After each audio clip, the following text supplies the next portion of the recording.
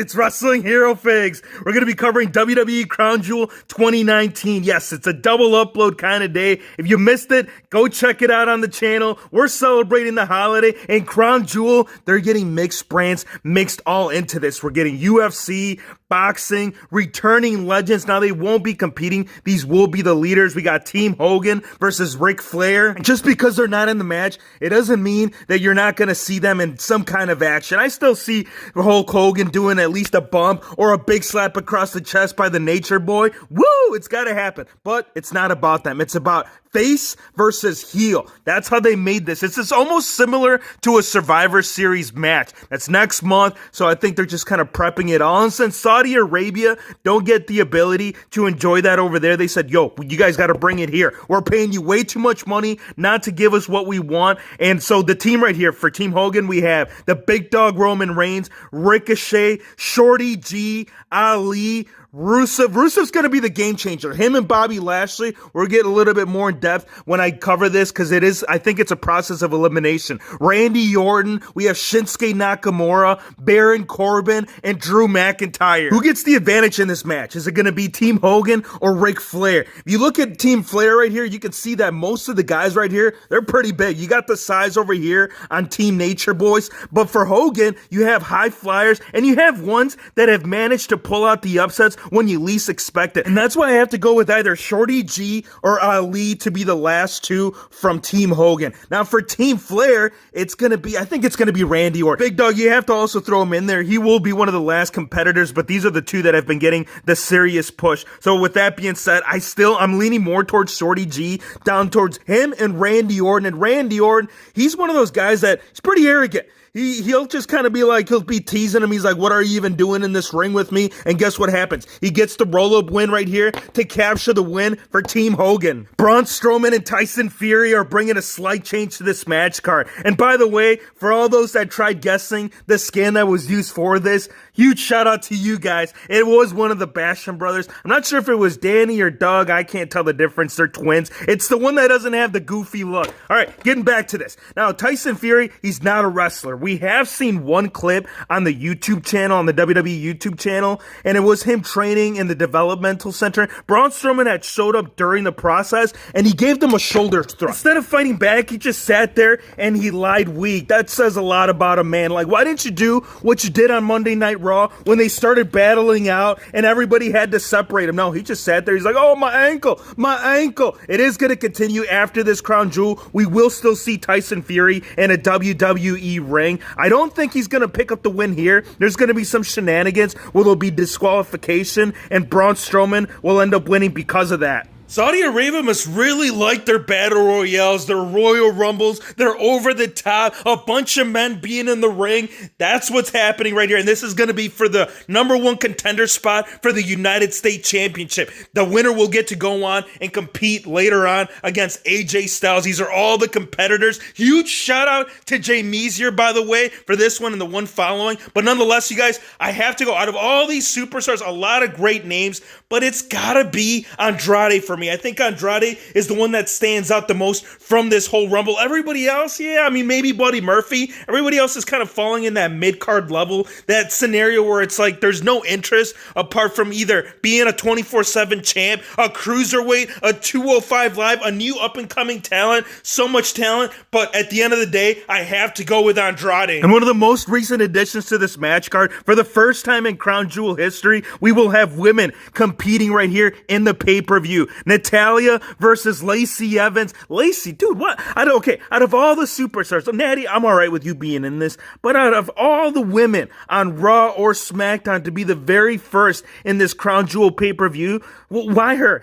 Why Lacey Evans? I think Vince McMahon, this is what it was. They sat down on the table and they're like, all right, so if we're going to have this women's match, who are you going to pick? Well, I'm going to pick my girl that has been hanging out with me on the regular. That's usually how it plays out. If anybody watched the Attitude Era back in the days, you know Trish Stratus, Lita, all the ones, they were hanging out underneath that table where Vinny likes to hang out.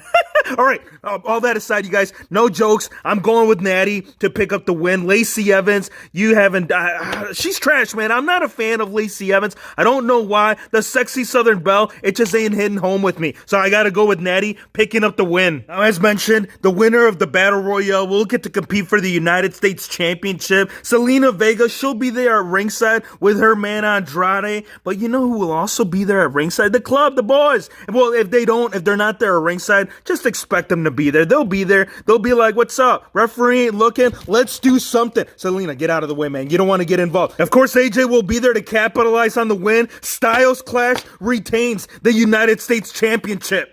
Cain Velasquez and Brock Lesnar for the WWE Championship. So much hype around this match. Will Cain Velasquez, well, all those 10 years of the built-up anger, actually, it's Brock Lesnar that's fierce because he's the one that lost. He's the one that got the scar from it. And will he get a matching scar on the right side? That's what we're here to find out. Honestly, I don't see that occurring. Okay, so maybe about a week ago, before there was that attack backstage where Dominic was on the table and Lesnar went in there and cleared the room entirely. Yeah, I was a little bit of a believer that Cain could still do what he did. But now it's like, dude, you haven't stayed in shape. Brock Lesnar, he's still been very much active. He's still in the shape that he was back then. Cain, on the other hand, he's got that issue with the knee. Like, he's supposed to get surgery done here. He might miss the upcoming, I think he might even be missing WrestleMania. It's going to take a while for the rehab because it's like a full-on complete restructuring of that knee. So with that being said, I have to go with Brock Lesnar retaining the WWE Championship.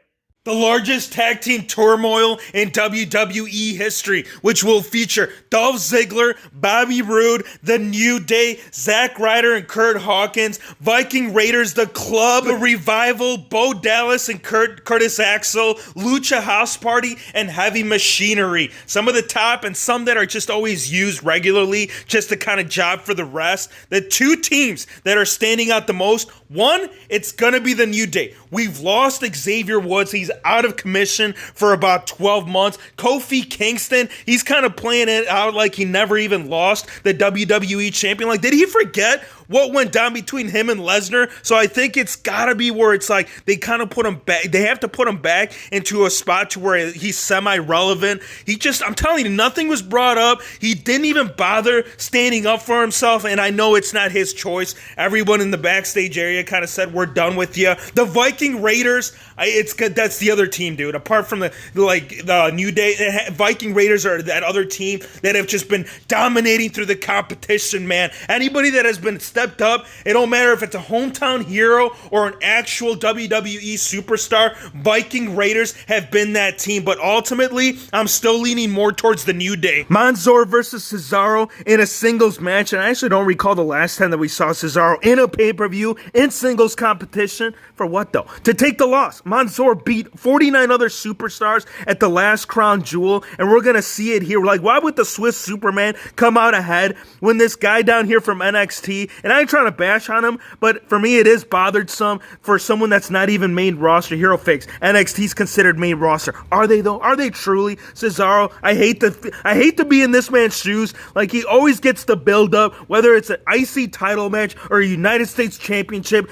just to be thrown back down at the bottom of the list. Main event time, The Fiend versus Seth Rollins for the Universal Championship in a Falls Count Anywhere match. They've put themselves up against the wall. There is nowhere for them to turn. We cannot have the same ending that we saw at Hell in a Cell. And since Seth Rollins couldn't pin him after all those curb stops, he couldn't even get a 2 count. Guess what? This is what we're going to see. We're going to see a new champion being crowned here. And if it doesn't happen, you can expect a riot. I don't know if the Saudi Arabia crowd would riot, but when they came back, there would be nothing but a bunch of trash thrown at these two. I don't think The Fiend, maybe Rollins, I think he would get all the hate from it, but nonetheless, right here, new Universal Champion. Does he really need the belt? He doesn't need it. He's entertaining with or without it, but there is no other option to go from here. We have to see The Fiend pick up the win. Give me your thoughts. What match are you looking forward to? Is it one of those match cards that's very similar to really any other crown jewel where they need a lot of big names,